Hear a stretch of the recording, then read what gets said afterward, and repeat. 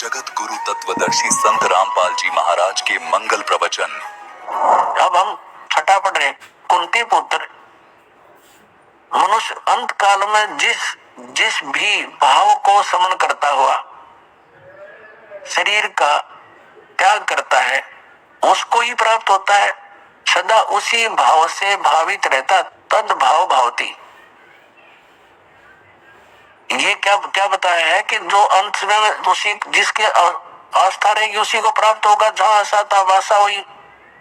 और यह सातवें में कहा है कि इसलिए सब प्रकार से सब समय में मेरा समन कर अनुसमर मेरा समन कर और युद्ध भी कर मुझ में अर्पण किए हुए मन बुद्धि युक्त होकर तो निसंदेह मुझे प्राप्त होगा। अब आठवें में फिर क्या कहा है कि यदि अब अभ्यास योग युक्तेन चेतसा, यहां देख रहे हैं कि अनुवादिनी का पढ़ते हैं। हे पार्थ, ये नियम तो पहले वाले में था। हे पार्थ, परमेश्वर के ध्यान के अभ्यास रूप योग से युक्त दूसरी ओर न जाने वाले चित्त से, यानी उस परम अक्षर ब्रह्म के। हे पार्थ, ये नियम है कि परमेश्वर के ध्यान के अभ्यास रूप योग से युक्त दूसरी ओर न जाने वाले चित्त से निरंतर चिंतन करता हुआ मनुष्य परम दिव्य पुरुष यानी परम अक्षर ब्रह्म को, उस परम प्रकाश रूप दिव्य पुरुष परमेश्वर को ही प्राप्त होता है ना। उसे दूसरा हो गया गीता ज्ञान दाता से। और नौवें में फिर कहा है, इसमें सपट में किया है कवियम पुराणम, पर इसको अभी छेड़ेंगे नहीं, लंबा चैप्टर बन जाएगा। कवि का अर्थ बाद में देखेंगे। जो पुरुष सर्वज्ञ अनादि सबके नियंता, सूक्ष्म से अति सूक्ष्म यानी सबके नियंता, गीता से ज्ञानदाता से अन्य हो, सबका मालिक और सबके धारण पोषण करने वाला वो मूल जड़ रूपी परमात्मा अचिंत स्वरूप है। और आदित्य वर्णम सूर्य की सदृश प्रकाश रूप नित्य चेतन। आदित्य वर्ण माने सूर्य की तरह तेजों में है, उसका प्रकाश में शरीर है भगवान का। अविद्या से अति परे, अविद्या से अति परे शुद्ध सच्चिदानंद घन ब्रह्म परमेश्वर का समन करता है जो व्यक्ति। अब हम 8वें अध्याय का 10वां श्लोक पढ़ रहे हैं। 9, 8, 9 हमने पढ़ लिया, जिसमें गीता ज्ञानदाता किसी अन्य परम अक्षर ब्रह्म की महिमा बता रहा है। उसकी भक्ति करता हुआ वह भक्ति युक्त पुरुष अंत काल में योग बल से, योग बल माने भक्ति की शक्ति से, भ्रकुटी के मध्य में प्राणों को अच्छी प्रकार स्थापित करके फिर निश्चल मन से समन करता हुआ उस दिव्य परम पुरुष को, उस परम अक्षर ब्रह्म को ही प्राप्त होता है। श्रीमद् भगवत गीता अध्याय नंबर 17 के श्लोक नंबर 23 में गीता ज्ञानदाता कहता है उस परम अक्षर ब्रह्म के पाने का, सच्चिदानंद घन ब्रह्म के पाने का 3 मंत्र का जाप है। ओम तत्सत अपना तो इसने सार्वजनिक कर रखा है, और तत् और सत का इसको ज्ञान नहीं, क्योंकि इसने उस समय आवेश में आकर के परमात्मा के उस ज्ञान का नाश कर दिया। फिर परमात्मा आकर वो ज्ञान बोलते हैं स्वयं अपने अन्य रूप धारण करके, तो ये इसके एजेंट समझ नहीं पाते। परमात्मा इस तरीके से उसको अपनी वाणी में छुपा कर जाते हैं। फिर यह स्वयं आते हैं या अपना दास भेजकर अपने बच्चों तक उस ज्ञान को फिर सावधानी कराते हैं। अब 17वें अध्याय के 23वें श्लोक को फिर दिखाते हैं आपको, देखिएगा। ये श्रीमद् भगवत गीता 17वें अध्याय का 23वां श्लोक दिखाते हैं।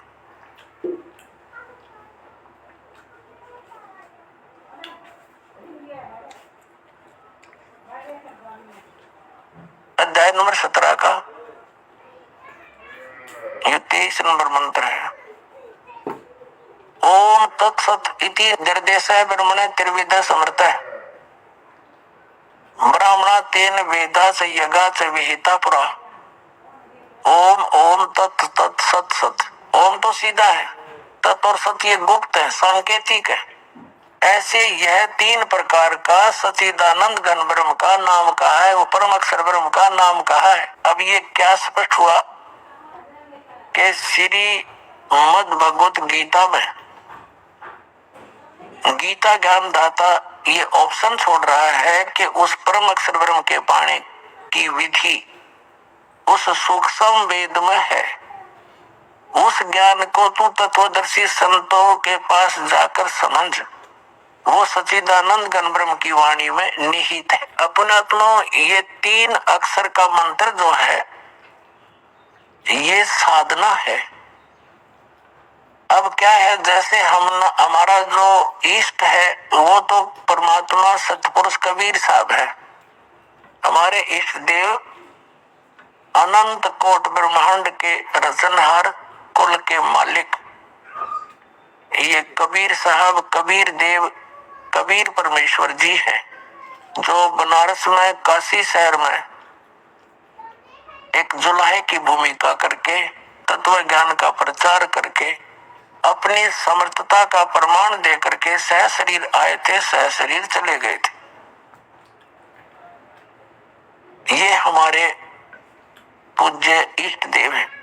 अब जैसे हमें जल की महिमा का पता है और जल प्राप्त करने के लिए हमने जो भी साधन अपनाने पड़ेंगे, जो साधना करेंगे, वो तो मजदूरी है, वो साधना है। और उद्देश्य क्या है? वो जल प्राप्ति है, वो हमारा उद्देश्य है। तो जो साधना में हम औजार प्रयोग करेंगे वो हमारे उपास्य नहीं है, वो साध्य नहीं है, वो साधना है। और हमारा उद्देश्य जल प्राप्ति है। तो जैसे इस ओम और तत्सत ये 3 मंत्र का जाप है। गीता जी अध्याय नंबर 18 के श्लोक नंबर 62 में गीता ज्ञानदाता कहता है कि अर्जुन तू सर्वभाव से उस परमेश्वर की शरण में जा, उसकी कृपा से ही तो परम शांति को और सनातन परम धाम को प्राप्त होगा। इससे सिद्ध हो गया कि गीता ज्ञानदाता से अन्य वो परम अक्षर ब्रह्म है, उसकी शरण में जाने से परम शांति को और सनातन परम धाम जो कभी नष्ट न होने वाला शाश्वत स्थान सतलोक प्राप्त होगा। और गीता ज्ञानदाता ने अपने विषय में बता दिया चौथे अध्याय के 5 और 9 में गीता जी श्लोक में, और दूसरे अध्याय के 12 में, 10वें अध्याय के दूसरे श्लोक में, अर्जुन तेरे और मेरे बहुत जन्म हो चुके हैं, तो नहीं जानता मैं जानता। अब इसलिए इसने 18वें अध्याय के 62वें श्लोक में कहा कि सर्वभाव से तू उस परमेश्वर की शरण में जा, उसकी कृपा से तो परम शांति को सनातन परम धाम को प्राप्त होगा। गीता जी अध्याय नंबर 15 के श्लोक नंबर 4 में स्पष्ट हो गया कि तत्वदर्शी संत की प्राप्ति के उपरांत परमेश्वर के उस परम पद की खोज करनी चाहिए, जहां जाने के बाद साधक फिर लौटकर कभी संसार में नहीं आते। अकेले ओम नाम का जाप करने से इसने बता दिया क्या बेनिफिट होगा। 8वें अध्याय के 13वें श्लोक में कि इसका सेवन करेगा तो परम गति को प्राप्त होगा। ओम नाम से होने वाली वो श्री देवी भागवत में और 8वें अध्याय के 13वें श्लोक में श्रीमद् भगवद गीता ने स्पष्ट कर दिया कि वो ब्रह्म लोक लौट आएगा। वहां गए हुए प्राणी भी लौट कर आते हैं, जन्म मृत्यु होती रहती है। अब वो साधना कौन सी है? जो परम अक्षर ब्रह्म की प्राप्ति होगी, शाश्वत स्थान प्राप्त होगा, जहां जाने के बाद फिर लौट कर कभी वापस नहीं आएंगे। वो साधना है जो दास आपको देता है, और उसका संकेत इन पवित्र सदग्रंथों में आपको दिखा दिया। अब 17वें अध्याय के 23वें श्लोक में श्रीमद् भगवद गीता में 3 मंत्र बता दिए। ओम तत्सत। ओम और तत् ये 2 अक्षर का मिलकर एक सतनाम बनता है। ओम तो सार्वजनिक है, तत् ये सांकेतिक है। परमात्मा ने कहा था कि हमने जो मूल ज्ञान है वो अभी गुप्त रखा हुआ है, और जब लग ये पिछली पीढ़ी का समय नहीं आएगा तब तक हम इसको सार्वजनिक नहीं करेंगे। नहीं तो इन काल के द्वारा चलाए गए पंथों के पंथियों, इन गुरुओं के हाथ लग जाएगा ये मंत्र, तो ये भी वही नाम देने लग जाएंगे, और फिर वो अधिकारी होंगे नहीं, और फिर हमसे कोई परिचित हो नहीं सकेगा। अनधिकारी से प्राप्त करके जाप करने का व्यर्थ है। तो इसलिए इसको गुप्त रखा था। अब ये 2 अक्षर का मंत्र है, इसमें एक तत् है, एक ओम है। ये 2 अक्षर का मंत्र सतनाम है। अब इसका कितना काम है? जैसे हमने जल प्राप्ति करनी है तो बोकी लगाई जाती है हैंडपंप लगाने के लिए। जल प्राप्त करने के लिए जमीन से हैंडपंप लगाना होता है। हैंडपंप हमारा पूज्य नहीं है, वो तो साधना है, हथियार है, औजार है, जल प्राप्ति के इंस्ट्रूमेंट है। तो ये ओम तत्सत जो मंत्र है ये इंस्ट्रूमेंट है, ये औजार है उस सतलोक में जाने के, उस सतपुरुष के पाने के। तो ये मंत्र हमारे पूज्य नहीं है और ये बुरे भी नहीं है, क्योंकि इनसे हमें भगवान मिलेगा, हमें जल मिलेगा। तो ओम और तत् का काम है श्वास उश्वास का सिमरण करना पड़ता है। एक मंत्र को बाहर छोड़ना है, एक को अंदर लेना है। तो ये समझो जैसे हम बोकी लगाते हैं पृथ्वी पर, पृथ्वी के अंदर उसको खोदते हैं। बोकी होती है लोहे की पाइप सी और उसको मारते हैं नीचे, तीखी होती है आगे से वो, और उसको मिट्टी भरती चली जाती है, मिट्टी को बाहर निकाल देते हैं, फिर उसको फिर मारते हैं। तो वो फिर साथ के साथ उसमें पाइप भी डाउन करते जाते हैं, लोअर करते रहते हैं। तो वो बोकी और पाइप का काम है वो जल तक पहुंच जाना। जल प्राप्ति नहीं करवा सकती बोकी और वो पाइप। जल प्राप्ति के लिए हैंडपंप लगाना पड़ेगा उसके ऊपर, फिर वो हैंडपंप हिलाना पड़ेगा, तब वो जल मिलता है। ऐसे ओम और तत् ये दो अक्षर का मंत्र तो समझो बोकी मारनी है श्वास उश्वास से। और जब कारीगर यानी मैकेनिक मिस्त्री हैंडपंप लाने वाला ये देख लेगा कि अब हैंडपंप बांधने का लगाने का समय आ गया है, जब जल मिलेगा, तो वो तभी उस पे हैंडपंप लगाता है। नहीं तो कहता रहता है वो कि और मारो और लगाओ, लगे रहो। तो पुण्यात्मा जिस समय आपका इस सतनाम की भक्ति की कमाई, आपकी भक्ति की कमाई जब सही हो जाएगी, उस समय सारनाम दिया जाएगा। यह सारनाम समझो हैंडपंप है, और हैंडपंप का भी फिर सिमरण करना है, उसकी मजदूरी करनी है, उसकी साधना करनी है, तब वो जल मिलेगा। तो ये तीनों मंत्र आदि नाम भी कहते हैं सारनाम को, आदि नाम, और सतनाम को कहते हैं दो अक्षर का ये ओम और एक तत्। तो इन तीनों मंत्रों के साधना से हमें परमात्मा मिलेगा। जैसा कि आपको पूर्व में बताया है कि ये भोली आत्मा इन अज्ञानियों के साथ, इन चोरों के साथ कितने खुश है। बड़े परम धनी मिल गए हैं, संत मिल गए। तो उसके विषय में सूक्ष्म वेद में परमात्मा कबीर जी ने कहा है कि साधों से ती मस्करी और चोरा नाल खुशहाल, ये मल अखाड़ा जीतेंगे युगों युगों के माल। तो इवन कहते हैं चोरों नकलियों संतों के पास तो बड़े प्रसन्न हुए बैठे हैं। और जब से इस दास ने ये मार्ग स्टार्ट किया परमेश्वर की आज्ञा से, उसी दिन से संघर्ष का सामना करना पड़ रहा है। क्रोधा कांड इसी कारण से करवा दिया अज्ञानी दुष्ट लोगों ने। तो कह रहे हैं परमात्मा कि ये मल अखाड़ा जीतेंगे, ये युगन युगन के माल है। क्योंकि आप पिछले जन्म जन्मांतर से भक्ति करते हुए आ रहे हो और उनके अंदर विशेष कसक रहती है भगवान की। तो वो पुण्यात्मा जा फंसी इन काल के दूता के, इन राधा स्वामी धन धन सतगुरु और ये जनोद दालेर आगरा वाले और ये मथुरा वाला जय गुरुदेव, ये ठाकुर जी महाराज, ये सारे के सारे काल के भेजे हुए एजेंट है। इन्होंने सारी दुनिया को अपने पीछे लगा लिया। अब क्या बताते हैं कि अब ये पुण्यात्मा परमात्मा की चाह में लगे हुए थे। युगों युगों के माल है, पहलवान है, रेसलर है। अरे रुक नहीं सकती आत्मा भगवान बिना। इनके अंदर एक ऐसी प्रेरणा है पिछले संस्कारों से। और अब ये फंस गए इन काल के दूता के, वहां कोई भक्ति है नहीं, जोत लगवाना न बंद करवा दिया, धर्म कर्म की कोई रास्ता नहीं, कोई विधि नहीं, शास्त्रों को साधना नहीं। तो ये नास्तिक हो जाएंगे कुछ दिनों में। अगर ये मार्ग स्टार्ट ना होता भगवान वाला तो पूरा भारतवर्ष नास्तिक हो जाता।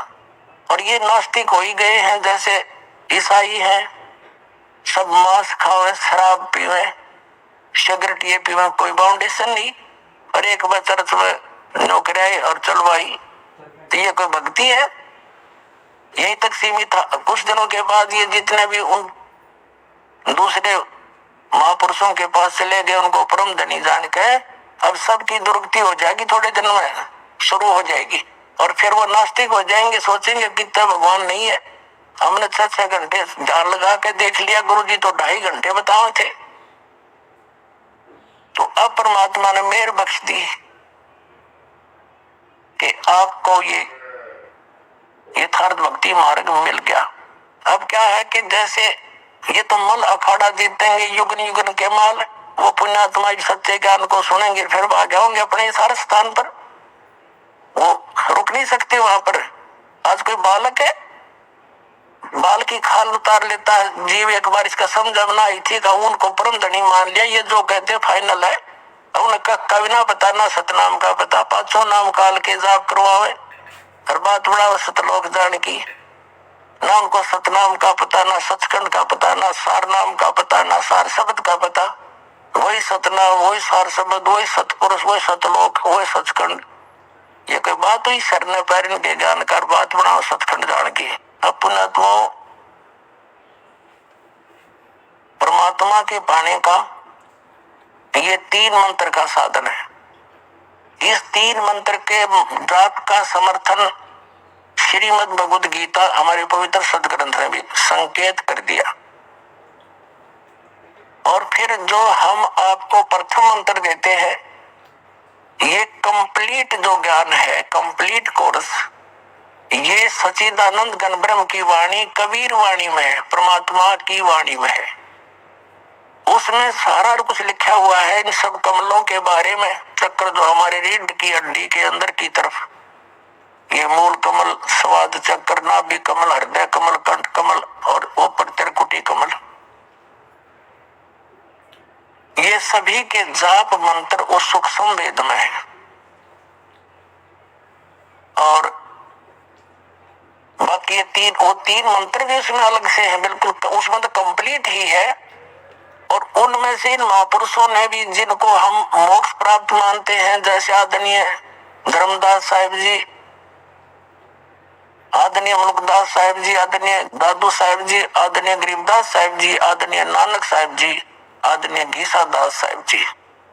आदरणीय गरीबदास साहिब जी गांव छुड़ानी जिला जज्जर हरियाणा वाले, और आदरणीय नानक साहिब जी ये सिख धर्म के प्रवर्तक, आदरणीय गीसा दास साहिब जी गांव खेखड़ा